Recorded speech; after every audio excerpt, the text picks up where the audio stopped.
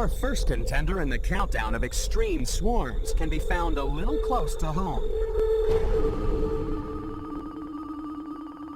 Just one mouse in the house can cause all kinds of trouble.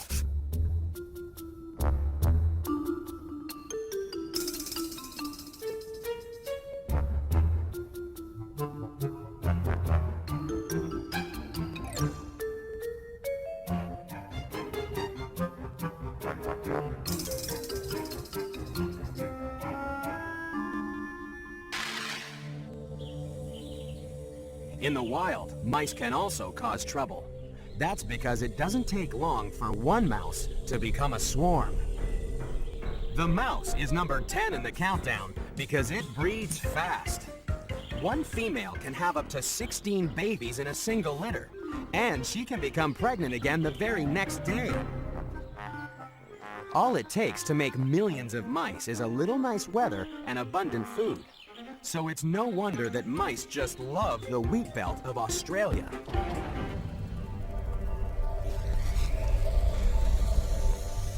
In 1994, a single swarm of mice in South Australia caused over $65 million worth of destruction. No wonder Australians hate these mices to pieces. Perhaps they could take a lesson from a small town in Germany that once found an unusual way to get rid of rampaging rodents. You can pipe the rats away? I can. I have a very special tune for rats. Show me, at once! Very well. According to legend, a Pied Piper once used music to rid a town of rodents. Unfortunately, after a pay dispute, he took all the children as well, in a story that could be more than just a fairy tale. Historical records from the German town of Hamelin suggest that on June 26, 1284, a young piper really did appear in town. Some speculate that the piper was hired to find settlers for new colonies in Eastern Europe. Or perhaps he was recruiting for a crusade or a battle. Whatever the reason, over 130 of Hamelin's young people left town that day, never to be seen again. He left behind only a blind child and a lame teenager. A modern-day Pied Piper could make a fortune in Australia getting rid of swarms of mice. Unlike the next contender in the countdown, which is so popular, it can attract swarms of humans.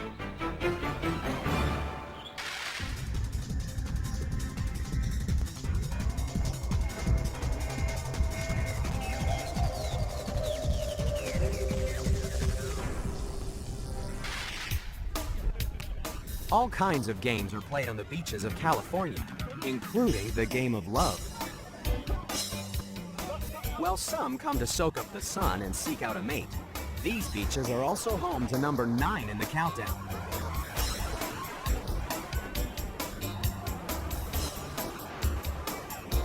For at night, these beaches attract a different crowd.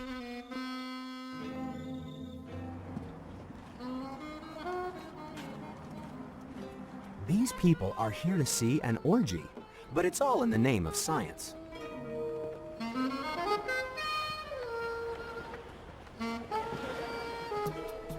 They're led by Professor of Biology at Pepperdine University, Karen Martin. Oh, look over there. Did you see that one? This one came up with a wave and just went skidding back down, so that's the first one. That was one of the scouts. So should we go up and look, or? Well, let's just let him get started, because we don't want to scare him away. These people are here to see a small fish called a grunion. If anybody was coming to Southern California, I would hope they would come at a time when there's a grunion run. It's something you can see nowhere else in the world. It's like no other fish in the world. It's an incredible sight to see an animal that's fully aquatic be fully out of the water, doing something that's vital to the survival of the species. The grunion is number 9 in the countdown because hundreds of thousands of these incredible fish come ashore to mate.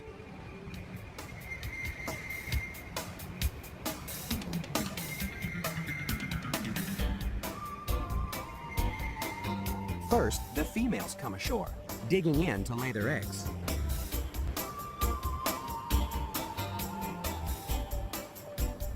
Then it's the male's turn as they fertilize the eggs in the sand. Here, the eggs can develop far from the mouths of hungry predators. until they hatch 2 weeks later when the next high tide washes over them.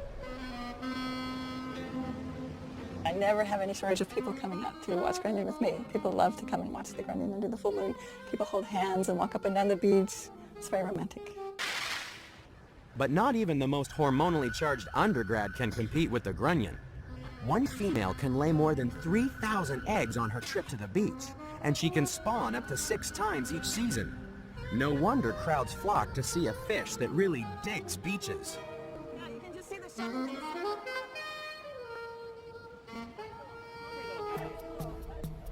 It seems that for graduates and grunions, making out on the beach is a spring rite that will never be wrong.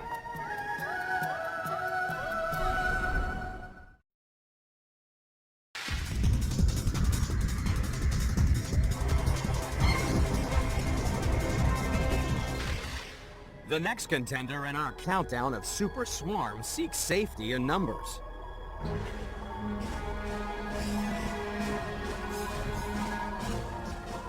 Running in at number 8 is the caribou. In the frozen wastes of the Arctic, these large deer stick together in large numbers for a very good reason. Wolves know all too well that caribou in a herd are hard to hunt. There are always hundreds of eyes on the lookout, so it's no wonder that caribou swarm all over the countryside.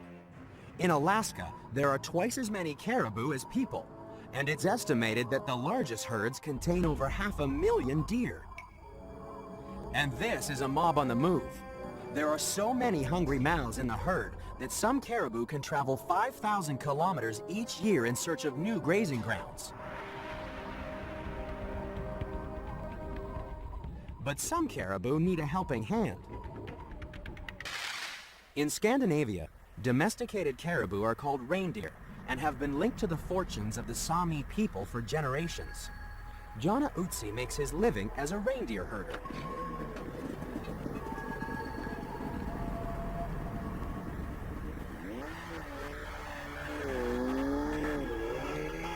Each spring, Jonna and his team escort their herd of reindeer 200 kilometers from the arid interior to the coast to fatten on lush summer grazing. Unfortunately, a recent snowstorm has covered the grass, and a lunch of lichen isn't enough fuel for the long trek through deep snowdrifts.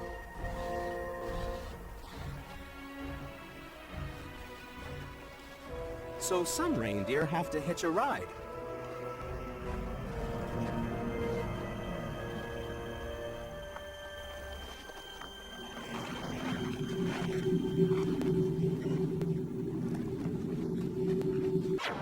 So far, we've seen crowds of caribou, gallons of grunions, and rascally rodents. But coming up is a close encounter with a 10-legged terror. That's next on the Most Extreme.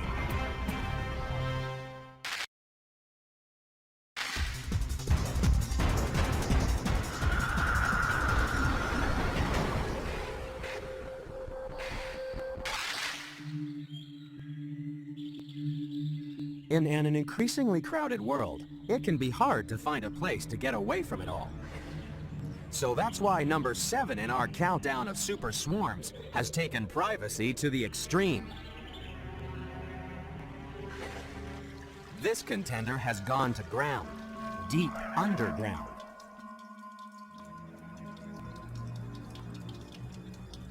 Caves are perfect real estate. They're a safe haven because it can be hard for both predators and intrepid explorers to force their way in.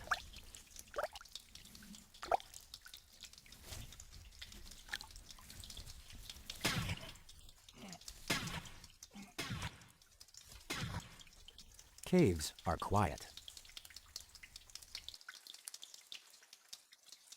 Caves are a constant temperature.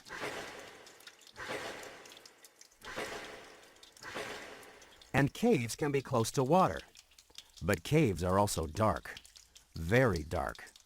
But that's no problem for the animal that's squeaking in to number 7 in the countdown. The bat.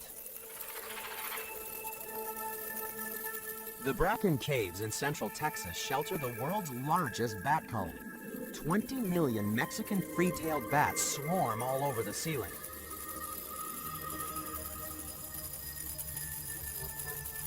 But there are some problems with living in such an extreme crowd. Just trying to find your baby would be enough to make any mother a little batty. The other problem with living in a cave is the lack of sanitation. So when bats go up, stuff comes down.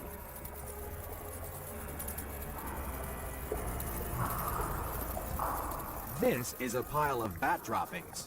It's as tall as the Statue of Liberty, some 90 meters high. It becomes a mountainous meal for swarms of cockroaches, and humans wanting a close encounter of the turd kind. In autumn, the bats leave the Bracken Caves for Mexico, and the cleaners move in. Huge vacuum pumps suck the bat droppings to the surface, where it's bagged and sold as garden fertilizer. But there are other crowds that also make a big mess. Today, thanks to modern sanitation, most of us don't have to worry about where our waste goes, but it's still a big problem. It's estimated that if you collected all the human excrement produced in one day and put it in the enormous Louisiana Superdome in New Orleans, it would fill it to the height of a 4-story building.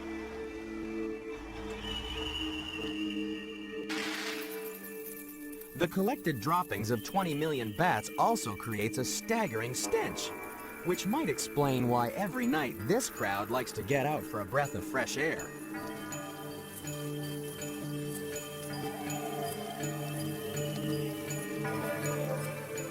This is one swarm that values its privacy, unlike our next contender, a home invader that really gets under your feet.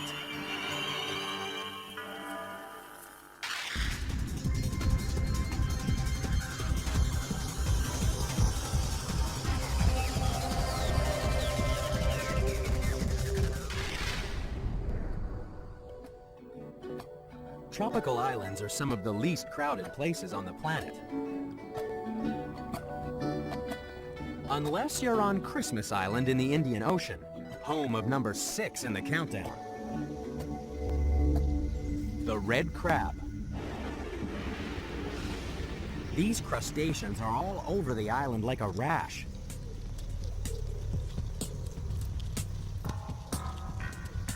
Some 500 people share Christmas Island with about 120 million red crabs.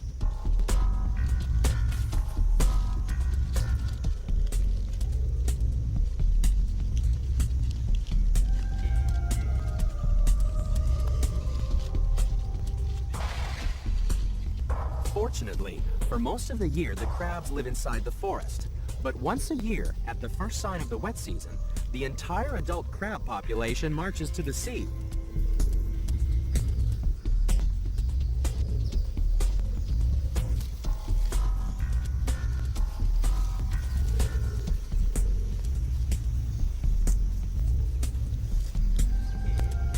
It's an epic 8-kilometer journey out of the rainforest, through villages, across busy roads, and down cliffs to the beach.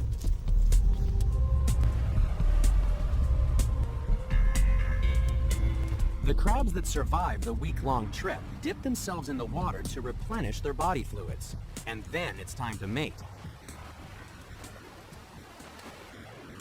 The red crab is number 6 in the countdown because an estimated 60 million sex-crazed crustaceans swarm across the beach.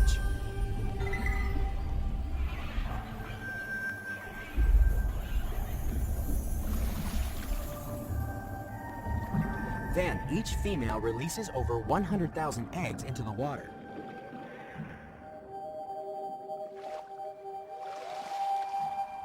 But crabs aren't the only ones living in extremely crowded real estate.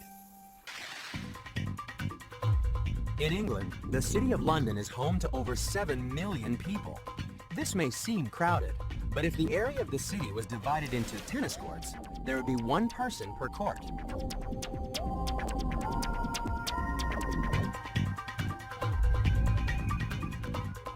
But if you travel to Hong Kong, the living conditions are really crowded. While the population is similar to London, the amount of available land is so small that each tennis court would have to hold 25 people. Red crabs certainly don't suffer from demophobia. Even their babies stick together when they return to shore after a month at sea. Then they start their own march up into the forest, as part of a swarm so special that it forms its own living red carpet.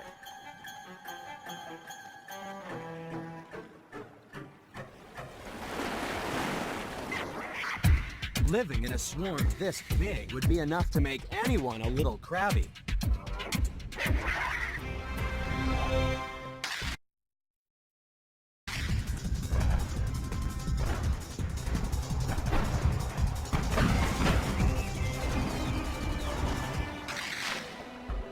The story of the next contender in our countdown of extreme swarms begins millions of years ago in the islands of Palau, south of Japan. When a submerged reef rose from the sea, it created the landlocked saltwater lakes that became home for the most unusual swarms in the countdown. Welcome to Jellyfish Lake.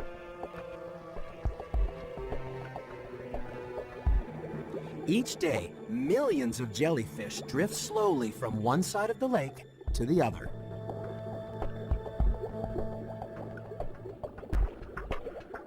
Safe inside their private pool, these extreme jellies have become vegetarian. They feed thanks to millions of microscopic algae growing inside their bodies. The algae collect sunlight and photosynthesize, creating an excess of sugars and proteins which feed the jellyfish. In return, they form a swarm of synchronized sun worshippers. Every day, the jellyfish mass together to swim from one side of the lake to the other, keeping out of the shadows.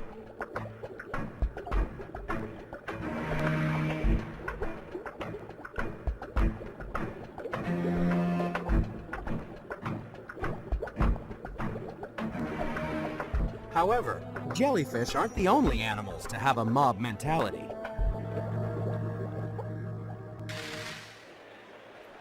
We'd like to think of ourselves as individuals, but there's some evidence that when you put humans in a mob, a different psychology takes over. We've all seen flocks of birds and schools of fish moving as one. But next time you're in a crowd, watch how humans also move in synchrony.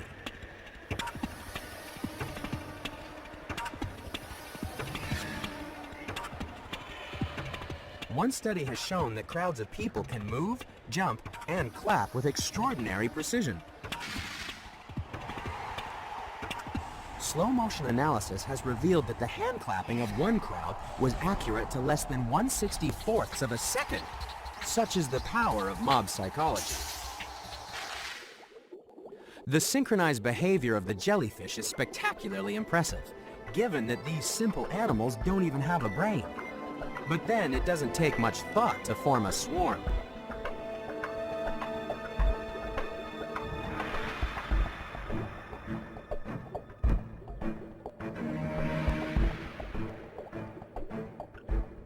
Jellyfish are mostly drifters, congregating thanks to the power of wind and current. But our next contender has to survive an endurance ordeal that would cripple any Olympic athlete.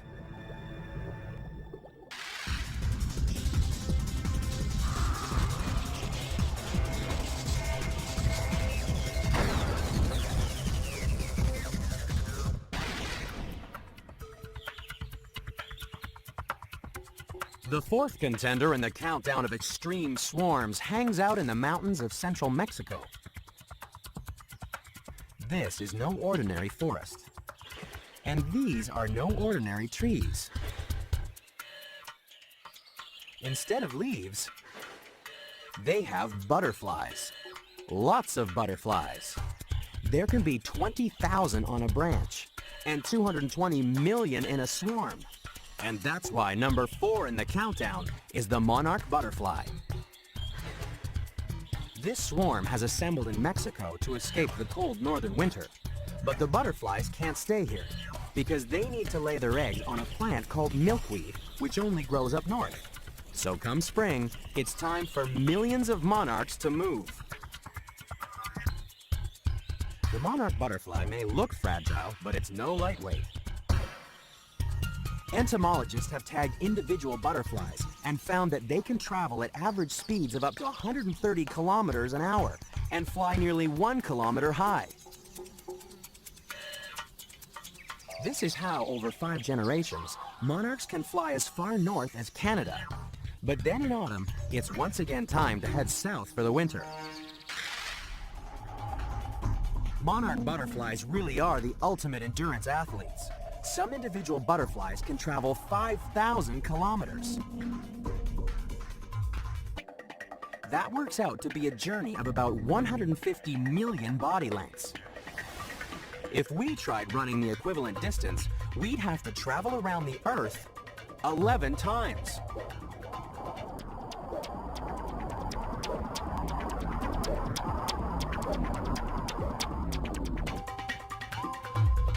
Millions of monarchs may give human athletes a run for their money, but they're no match for the billions of bugs coming up in the countdown.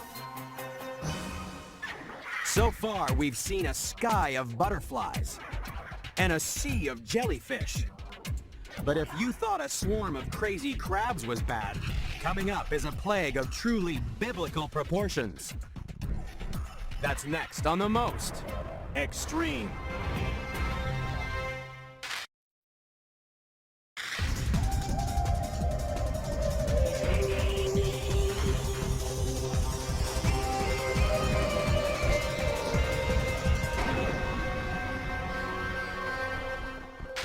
We may be witnessing the beginning of an era that'll mean the complete annihilation of man. Annihilation? The beginning of the end. Hopping in to number 3 in the countdown is the locust.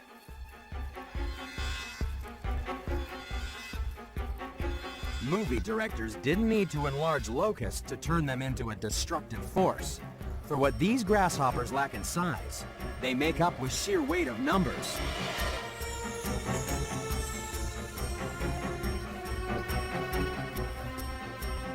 The locust is number 3 in the countdown because a single swarm can contain 40 billion insects. These vast hordes threaten over 20% of the Earth's surface. More than 65 countries are at risk of invasion from an army that really marches on its stomach. A single swarm can eat 80,000 tons of crops a day, literally stripping the countryside bare.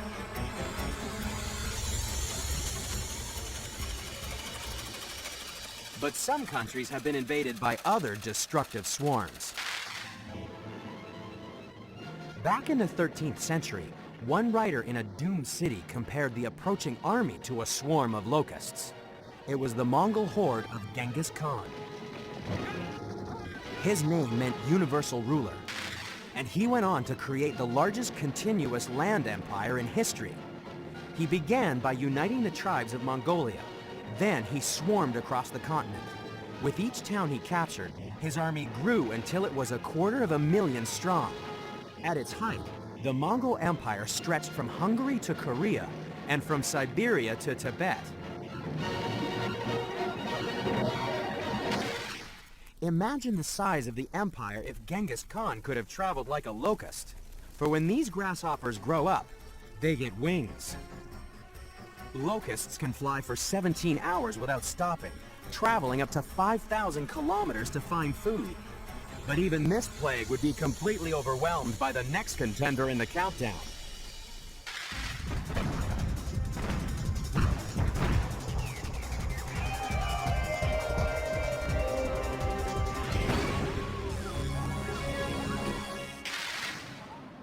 The cold, stormy seas around Antarctica covers 20 million square kilometers. It's a huge home for a huge swarm of tiny creatures. Coming in at number 2 in the countdown are krill. These miniature shrimps thrive on microscopic plants blooming in the nutrient-rich waters of the Southern Ocean.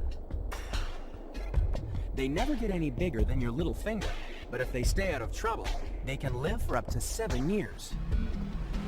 And the best way to keep out of trouble is to stick together in a swarm. Swarms of krill are big, very big. One swarm was estimated to cover more than 450 square kilometers and was thought to contain 2 million tons of krill. That's about the same weight as the entire human population of Canada. Unfortunately for krill, they have another name. They're sometimes called red whale feed because a whale can eat an African elephant-sized portion of krill each day.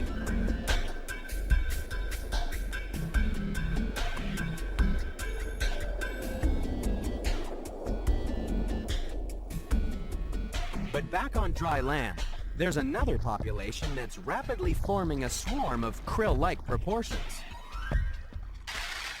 There was a time when the human population grew only slowly. Birth rates and death rates were about the same, keeping the population stable. But recently, things have changed, and the human swarm started growing fast.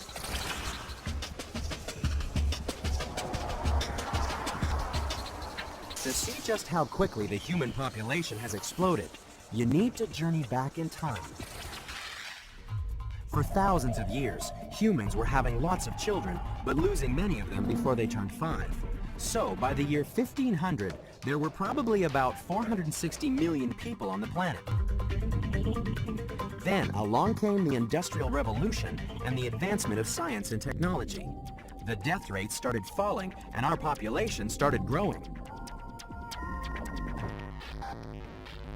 Our swarm has already become 12 times bigger than at the year 1500, and is predicted that by the turn of the next century, we'll be a swarm 11 billion strong.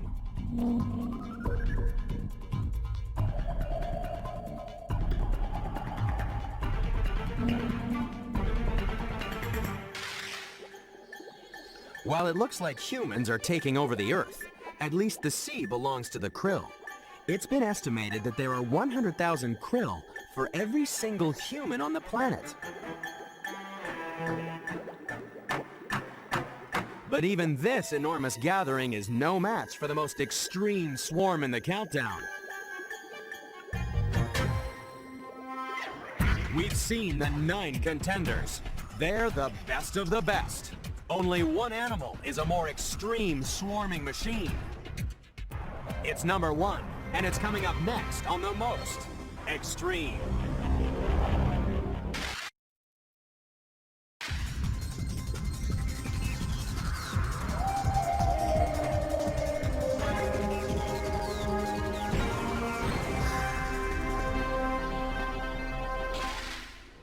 Be warned, the most extreme swarm in the countdown is a lot closer than you think. A horde of billions have conquered Europe, but it could already be too late to stop the Empire from invading your home. Fighting its way into number 1 in the countdown is the Argentine ant. These tiny terrors are becoming the most common household pest in the world. They can't sting, but they can bite. Their simple battle plan is to keep attacking until they overwhelm the opposition. But the ants also have a secret weapon. Unlike other ants, colonies don't compete with each other. They cooperate. By working together, they're forming a super swarm to conquer the world.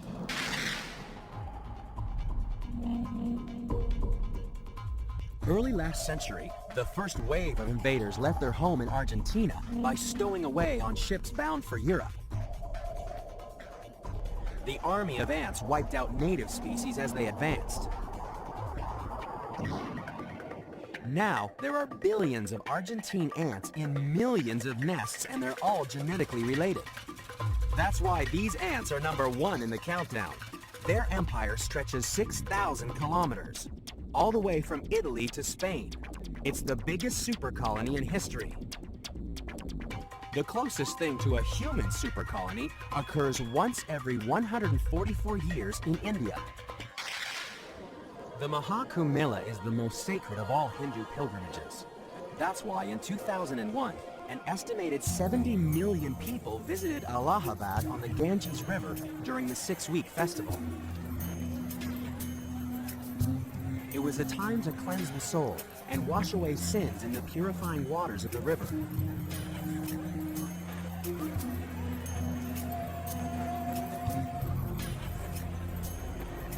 This could be the largest human gathering in history and could be seen from a satellite orbiting over 600 kilometers above the Earth. At the end of the festival, the worshippers return to their homes, but the invasion of the Argentine ants will never end. This swarm is sweeping the globe, even to remote islands in the Pacific.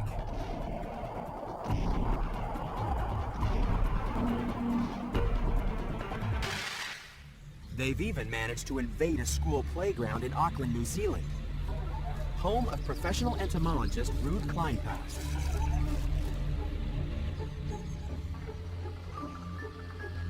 The thing that makes these Argentine ants so extreme is the fact that they all recognize each other. They're so closely related.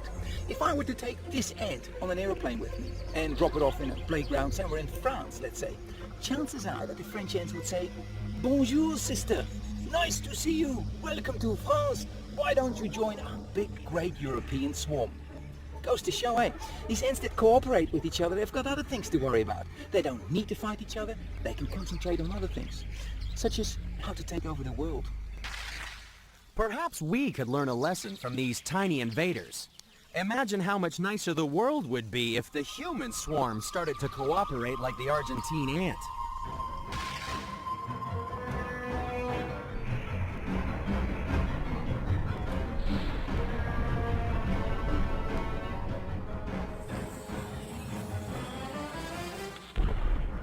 For when it comes to swarming, there can be no doubt